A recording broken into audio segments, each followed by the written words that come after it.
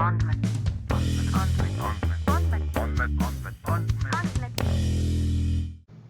Lauri, Tere Kristo, räägime andmetest. räägime. Täna vahelduseks samas ruumis ja see setup võttis aega meil oma 40 minutit, et vaadata, kuidas seda tööle saada. Aga nii me õpimegi. Absoluutselt. Mul on alustuseks jällegi üks hästi lihtne ja kerge küsimus, et sa hakkad nüüd doktorit lõpetama, et mis teemal see on olnud? See on äriprotsessides vigade tuvastamine põhimõtteliselt, et kui sul äriprotsess jookseb, et seal midagi kas jääb tegemata või tehakse liiga palju, et kuidas seda võimalikult kiiresti tuvastada reaalaja lähedaselt siis. Okei. See on jätkuvalt siis, või noh, selles mõttes, et sa teed seda andmepõhiselt, järelikult sul on mingisugune asi, mis toodab neid andmeid ja vastavaid sündmuseid, mille pealt sa saad midagi teha. Just. Sa astusid esimese küsimusega sinna jänese urgu, et järgmised 40 minutit ma võin vabalt ära sisustada. Sobib hästi. Aga põhimõtteliselt on selline teadussuund ja ka praktiline väljund nimega protsessi kaeve, inglise keeles process mining, kus siis ongi sul minimaalselt andmetest peaks olema teada case ID ehk siis näiteks mingi tellimuse number või midagi unikaalset, mis nii-öelda ühte seda äriprotsessi instantsit ära seob. Okay. Ja siis sul on mingisugune activity ehk tegevus, mis siis äriprotsessis tehakse ja ideaalis siis ka timestamp, et millal mingi tegevus tehti. Ja kui sul on selline logi nendest juhtumitest, siis ütleme viimased selline 15-20 aastat on loodud erinevaid algoritme, mis suudavad luua protsessi mudeli sulle. Keerukamad lahendused on sellised Petri võrkude või siis BPMN on eraldi nagu äriprotsesside vaateks, aga lihtsamad on selline directly follows graph, kus sul lihtsalt on joonis, et keegi teeb laenutaotluse, siis keegi kontrollib taotluse üle ja siis antakse laenu. Loomulikult päris protsessid võivad seal 100 erinevat tegevust olla paljudest erinevatest süsteemidest sisse joostes. Okei, mul on mitu küsimust. Ma olen kuulnud sellisest asjast nagu operations research. Kas see on sama asi? See on ka nii-öelda doktoriprogramm või mingit taolist operations või midagi taolist, operations research. Okei. Mina sellest nii täpselt kuulnud ei ole, et kui sa oskad paari sõnaga seletada, kas see on nagu äriprotsessidega seotud selline arvutiteaduslik valdkond? See on kindlasti arvutiteaduslik valdkond. Jaa. Okay. Punkt. Ma tean, et nad kasutavad sarnaseid tööriistu. Ma olen kunagi ühe online kursuse ise teinud, kus oli ka see business process mining ja mingid vabavaralised tööriistad. Siis ma saatsin sinna mingid logid sisse. Ja siis tuli üht-teist huvitavat välja. Skype'is võtsin mingid suvalised logid ja siis selgus, et mõned kasutajad, et see, mida me arvasime, et on lõplik staatus, et kui sul on kasutaja kustutatud, siis selgus, et mõnede kasutajate puhul see ei olnud lõplik staatus, et midagi juhtus veel. Jep. Okei. Teine küsimus. Kas see, mida sa uurid või teed või see valdkond eeldab, või kuidas need andmed jõuavad? Kas need jõuavad ühest, kas üks koht tekitab neid andmeid ühte kohta ja siis sina töötled seal või kuidas see käib? See on väga ütleme ettevõtte või organisatsiooni spetsiifiline, et põhimõtteliselt sul võib ka olla niimoodi, et sul on üks süsteem, mis neid andmeid genereerib kui sa ühte äriprotsessi näiteks vaatad. Aga samamoodi võib olla, et see tuleb mitmetest erinevatest süsteemidest, et ütleme ma ei tea, näiteks sul on klient, ütleme, et sul on mingi e-pood, klient loob tellimuse kuskil seal e-poe keskkonnas, siis järgmine on see, et ERP-süsteem vaatab, kas sul üldse seda toodet laos on, siis võib-olla mingi CRM-süsteem, mis vaatab, et näiteks kliendile peab mingi allahindluse tegema, et noh, need erinevad süsteemid koostöös loovad ka justkui selle äriprotsessi mudeli tegevustest, mis nagu mingis selles näiteks ostuprotsessis, kliendi vaatest ostuprotsessis sees on. Okei. Ja sa mainisid, et reaalaja lähedaselt, et kuidas need erisüsteemide sündmused, kuhu nad siis jõuavad, et see ma tean, mis on andmeladu, ma tean, mis on toru, ma tean, kuidas toodangu baasist toru kaudu andmelattu asjad jõuavad. Kas see mõttemudel rakendub sinna või neid asju nimetatakse teistmoodi? Minu hinnangul tegelikult saaks rakendada, ütleme nii, et minu töö on ehitatud Apache Flinki peale, mis tähendab seda, et noh, ükskõik kust Apache Flink saab andmeid sisse laadida, see võib olla mingid Parquet failid või mis iganes on ju mingid andmebaasid, Kafka need topikud, et ükskõik kuhu need, kust need sisse tulevad, sa saad neid tegelikult sisse laadida.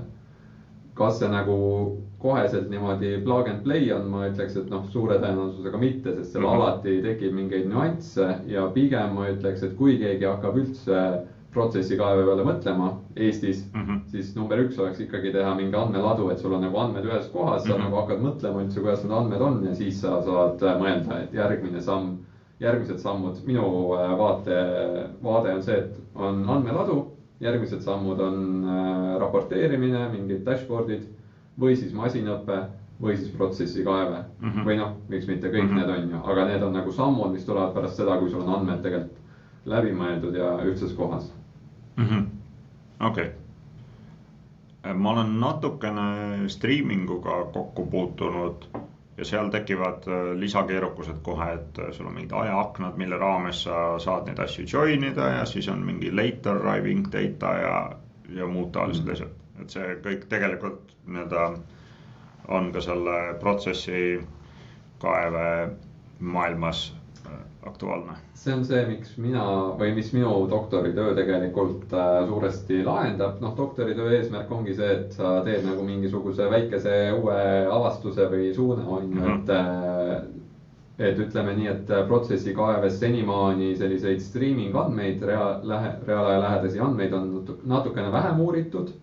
Et ja seeläbi ka ei ole tegelikult uuritud seda näiteks neid autoforder event'e.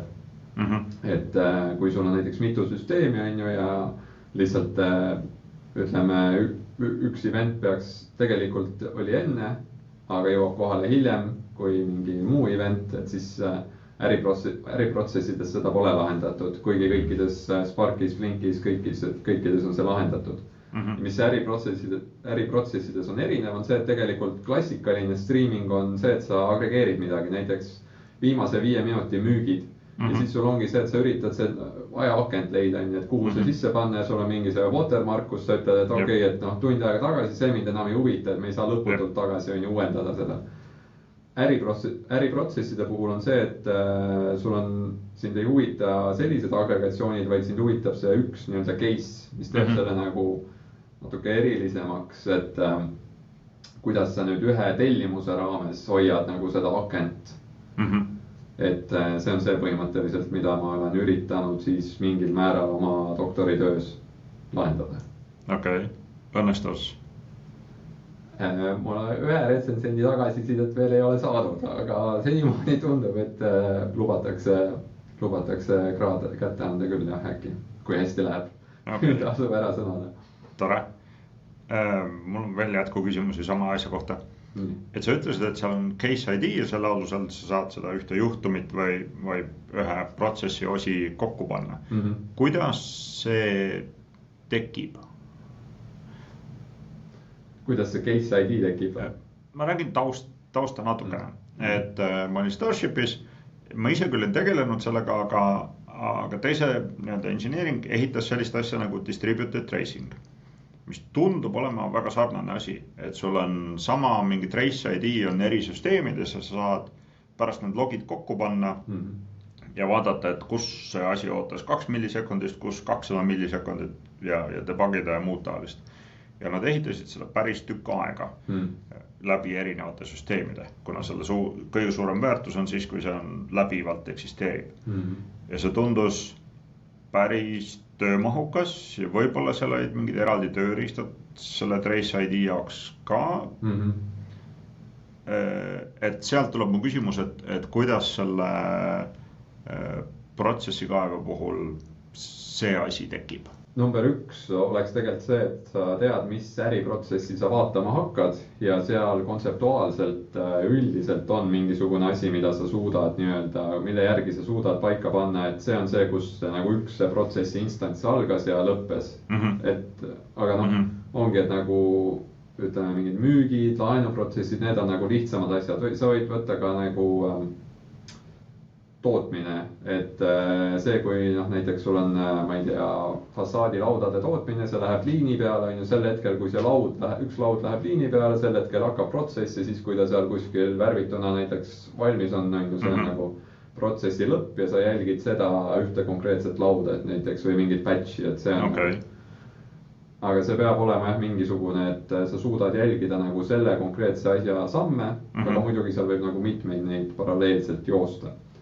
Ma arvan, et siin ongi see, minu lähenemine on see, et tegelikult paljud ettevõtted võiks selle peale rohkem mõelda, et kas, nagu sa ütlesid ka selle kohta, et Skype'is sa olid nagu mingeid asju vaatasid ja tulid nagu huvitavad inside'id suht vähese vaevaga, et tegelikult neid madalal rippuvaid õune on päris palju, ma olen ka aidanud natukene osadel ettevõtetel vaadata lihtsate logide pealt ja samamoodi see esimene faas, kus sa annad selle logi ette ja sul tuleb see protsessi mudel, sa vaatad, et niimoodi küll ei saa asjad ju käia. Ja siis sa saad hakata sisse vaatama, et et vahel on juhtunud nii ja vahel on juhtunud sedasi.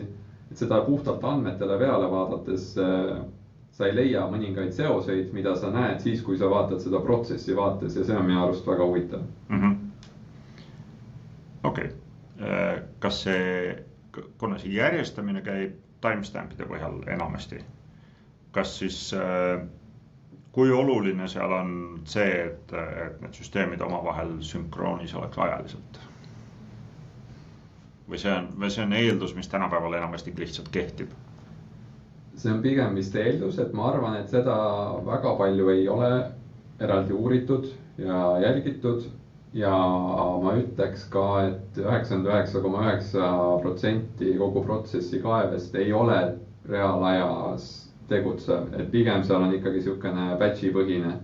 Et üks kõige suurem startup selles valdkonnas Celonis, mis on Saksamaal 10 aastat tegutsenud, väidetavalt umbes tegeleb iga Fortune 500 ettevõttega, aga see on siuke müügijutt, aga neil on mitmeid tuhandeid inimesi tööl küll ja väga suur väärtus. Nendel on niimoodi, et vist miinimumaeg, mis nad suudavad teha, on, et iga mingi kas 15-30 minuti tagant umbes sul uuenevad andmed. Et keegi väga tegelikult seda reaalaja lähedaselt ei tee. Ma arvan, et siin on võib-olla see sama, mis sa oled ka kindlasti kogenud, et äri ütleb, et jah, et see peab reaalajas olema. Et aga kui sageli te seda vaatate, mingi kord päevas või niimoodi, aga kas sobib, kui see on kord päevas? Ja, see sobib hästi. Et see reaalaja mõiste on nagu siukene, kõik tahaks seda ja tegelikult seal oleks väärtust, kui keegi kohe nagu tegutseks selle pealt, et ma just selle doktoritöö kaitsmisega seoses olen ka siin mõtisklenud mingeid asju ja kui sul näiteks ütleme jällegi võtame seal mingi e-poe lahenduse, sul jääb näiteks midagi kaasa pakkimata kliendile ja sul tegelikult sa leiaks selle andmetest üles, et et näiteks keegi ei kontrollinud, et kas need kõik asjad laos üldse olemas on või et kas õiged asjad said sisse skännitud. Kui sa seda avastaksid nagu koheselt, sa saaks midagi parandada. Kui sa selle avastad järgmine päev, siis see pakk on juba kliendi suunas teel. Ja siis sa saad selle talle tagant järele saata, aga nagu oleks sa sama päev vabastanud, oleks keegi saanud tõenäoliselt selle ära parandada. Okei. Kas sellise süsteemi puhul see case ID või see identifikaator tuleb kuskilt keskelt või lihtsalt see esimene süsteem, mis alustab seda protsessi, teeb selle valmis ja annab kaasa? või tehakse nii ja naa?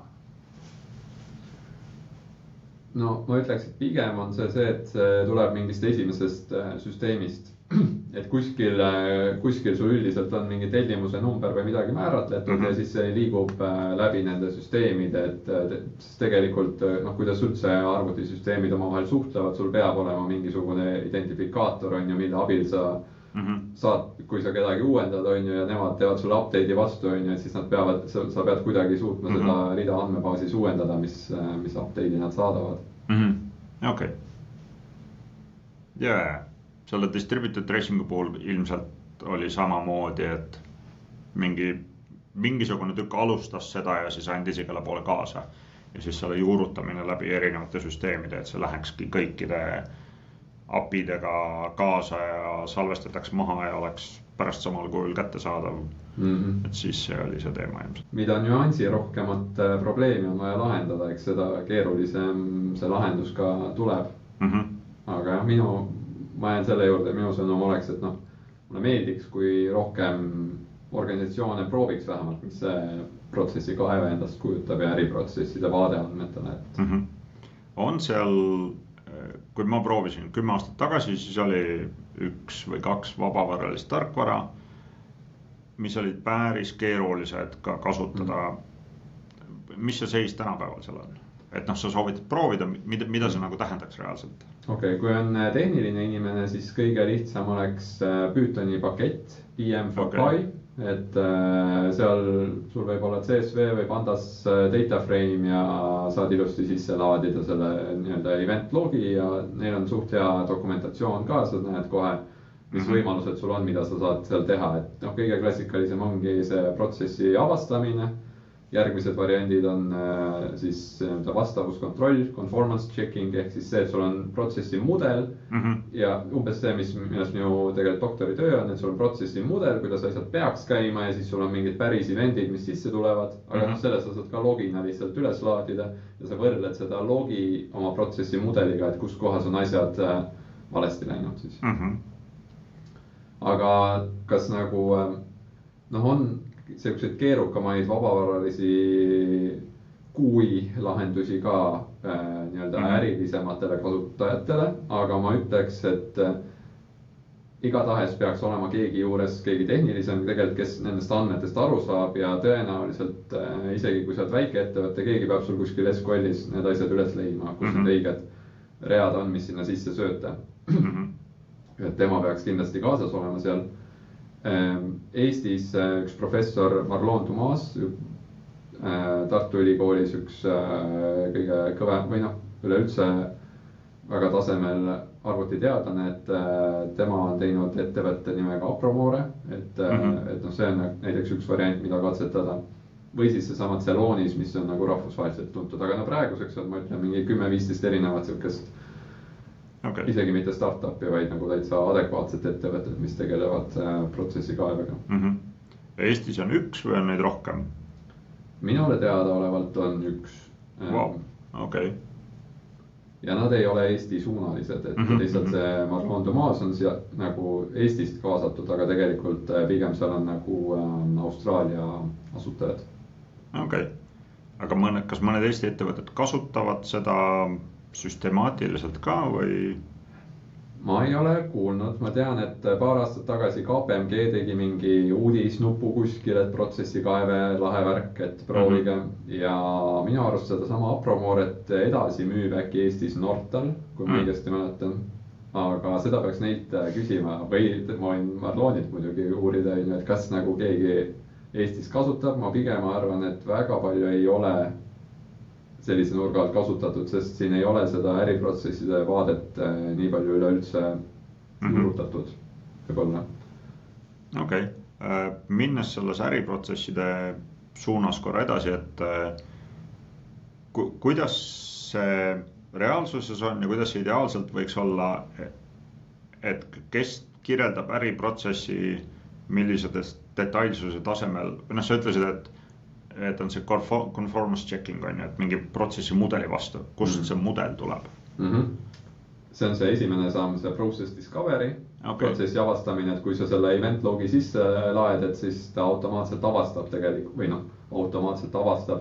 On erinevad algoritmid, mille põhjal sa võid öelda, et noh, ma ei tea, 10% sellest andmetest on noise, on ju, et aga kui sul on nagu ABC ja ACB, siis tõenäoliselt tegevused, et siis tõenäoliselt B ja C saavad äkki paralleelselt toimuda, on ju, et vahel on BN ja vahel on CN.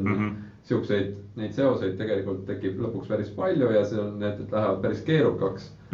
Aga selliseid erinevaid algoritme on ja need toimivad üpriski kiirelt, et isegi suurte logide puhul ta leiab üpris kiiresti mingisugused mudelid sulle üles, et kuidas need protsessid on. Loomulikult on võimalik ka käsitsi teha ja see on nagu selline traditsioonilisem viis. Seal ongi see, et see, kui sa käsitsi teed, on ju, siis ongi see, sa mõtled, et see, kui kasutaja ära kustutatakse, on ju, see on kõik, on ju, sealt ei saa edasi minna, aga andmed äkki ütlevad midagi teist. Okei, huvitav. See tuli mulle üllatusena, et see avastatakse. Kõigepealt avastad, siis ilmselt valideerid inimesega mingil määral ja siis ütled, et see on nüüd see, mille vastu edasist kontrollida. Põhimõtteliselt küll, jah.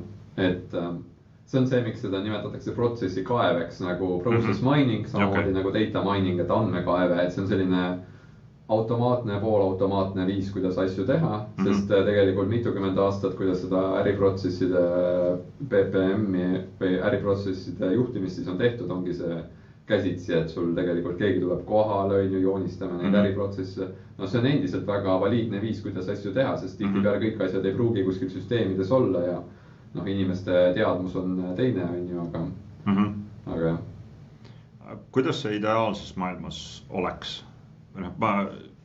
Näitena test-driven development, et kõigepealt kirjutad testi, mis valideerib seda, et kas juhtub asi, mida sa tahad, et juhtuks. Kõigepealt see failib, siis sa teed nii, et see enam ei failiks, siis on hästi. Kas selle protsessi kaeve puhul võib sarnane lähenemine olla? Et sa kirjeldad ette, et me arvame, et meil ülekande puhul debiteeritakse ühte kontot ja siis krediteeritakse teist kontot ja siis, ma ei tea, saadetakse mingeid sõnumeid, et kirjeldad selle enne valmis ja siis hakkad oma protsessi sinna külge ehitama.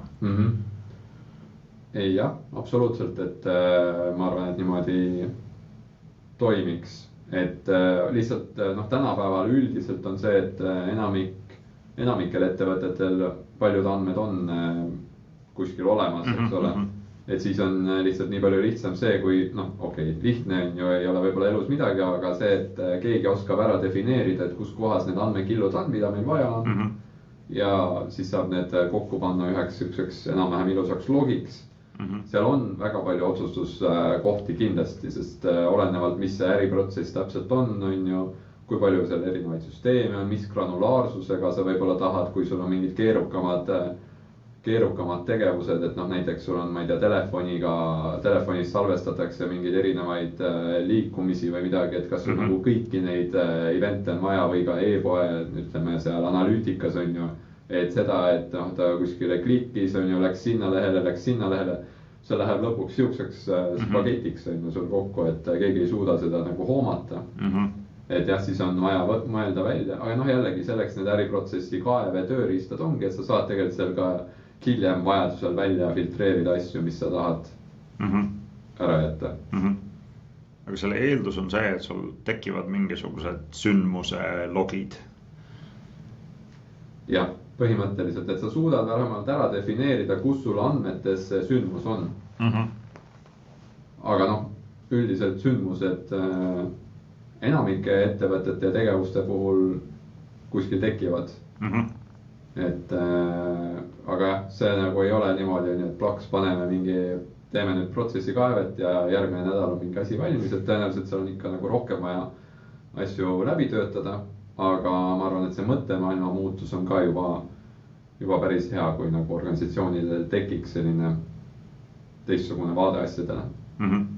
Aga kas see vaade siis on, et see kaeve on ühekordne või kas seda siis peaks, sa mainisid, et mingi ettevõte jooksutab iga poole tunni tagant, et et kuidas see nii-öelda maturity või niisugune maturity level välja näeks, et sul alguses ei ole, siis sa teed ühe korra, vaatad, siis võib-olla ei tee rohkem midagi sellega, aga mis see niisugune mature lahendus on selle protsessi kaevu puhul? Ma ei ole kindlasti nagu 100% ekspert selles vallas, et mis need erinevad maturity levelid võiks olla. Siin jällegi soovitan pöörduda võib-olla siis vastavate ettevõtete poole, kes seda aktiivsemalt teevad. Minu hinnang oleks, et number 1, kui üldse ei ole kokku puutunud, loomulikult see on sama nagu andmetes niisugune explorative analysis põhimõtteliselt, et noh, vaatad, et mis seal üldse on, mida sa nagu leiad. Sealt hakkab kohe tõenäoliselt jooksma mingisuguseid radasid, mis tunduvad huvitavad, on ju. Ja siis seejärel mõelda, et kas nende pealt on nagu praegu võimalik mingeid otsuseid teha või siis raporteerida ja jälgida neid asju, monitoorida näiteks jällegi kas või kord päevas, on ju, et tegelikult see võib olla kasulik, et sa näed, kuidas mingid äriprotsessid kord päevas jooksevad, sellepärast, et sa näed ka näiteks, kus on mingid pudelikaelad. Et mingi laenuprotsess on ju ja ütleme, miks enamik laenuprotsesse on 3-4 päeva, aga siis on nagu mingid, mis on 15 päeva, on ju, et miks see 15 päeva on, mis seal nagu need kohad on, et sa näed nagu ajateljel need palju lihtsamini ära, kui näiteks kord päevas.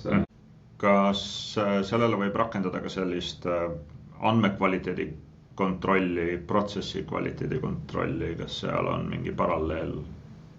Et kas see conformance checking, et kas sellest võib sellisel viisil mõelda? Põhimõtteliselt küll, jah. Et see conformance checking üldiselt seal on nagu 2 pointi, mida see annab. Et üks on see, kui sul nagu asju ei tehta nii, nagu see protsessi mudel ette näeb, siis tõenäoliselt võib-olla, et tehakse midagi valesti. Seesama, et saadetakse teele ilma, et oleks kontrollitud, kas kõik asjad on kaasa pakitud, on ju.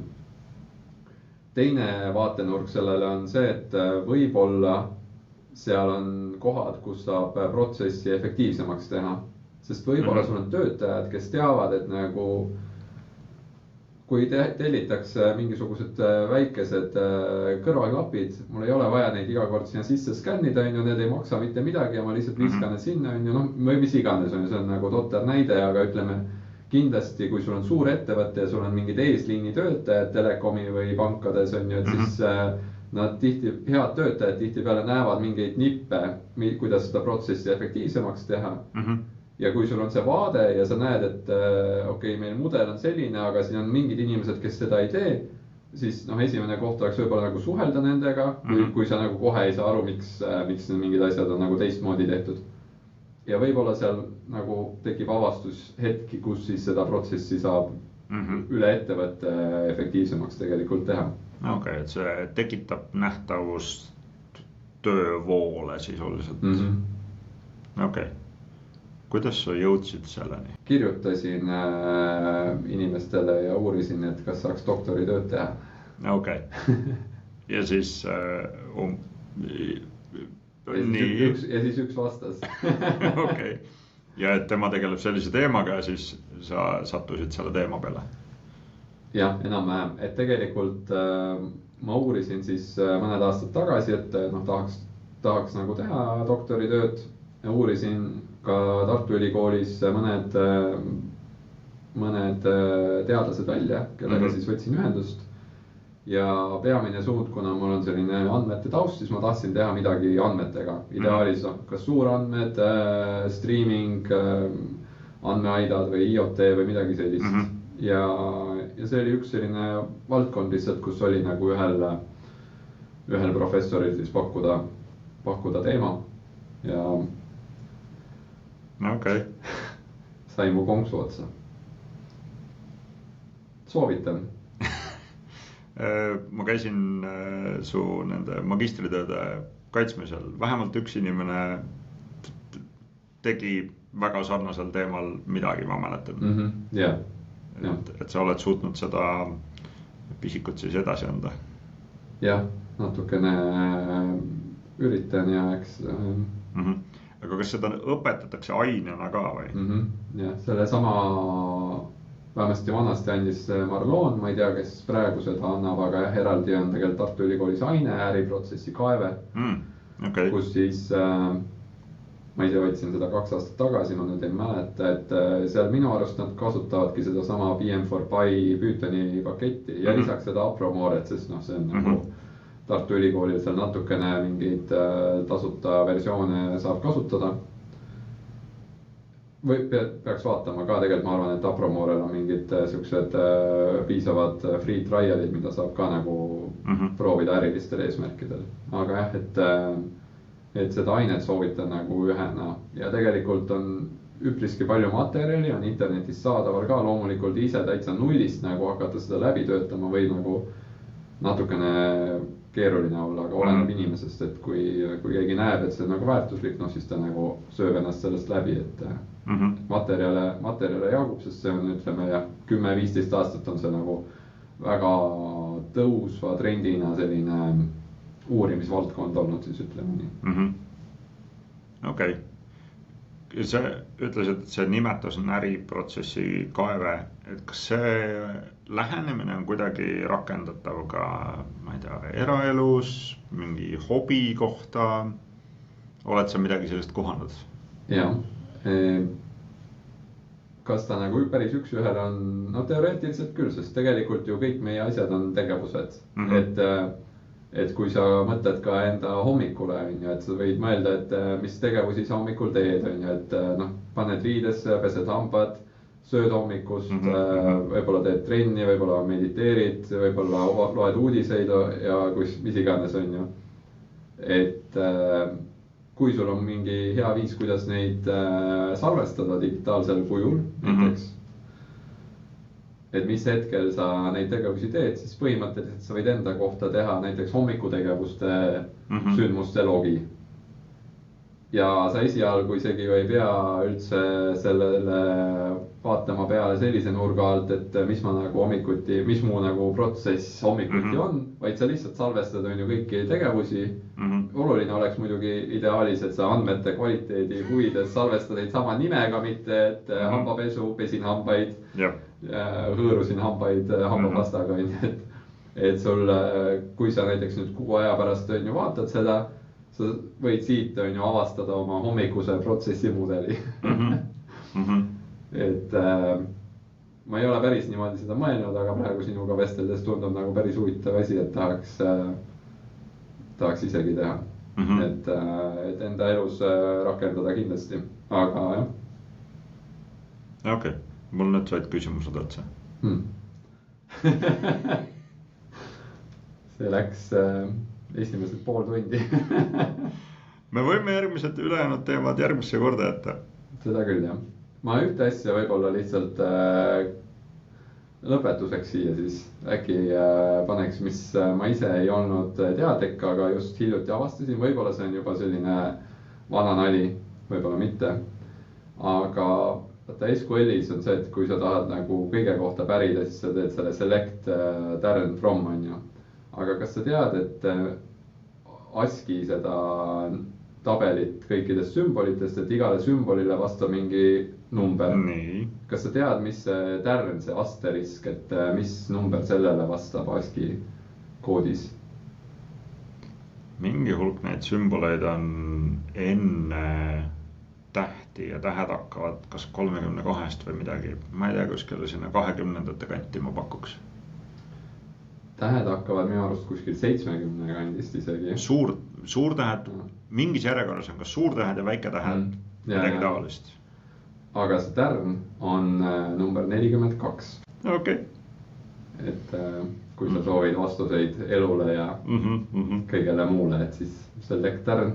Ma ei tea, kas see on kellelgi suunatud huumor selline olnud või see on juhuslikult sattunud, aga ma olin väga rõõmus, kui ma selle avastuse tegin.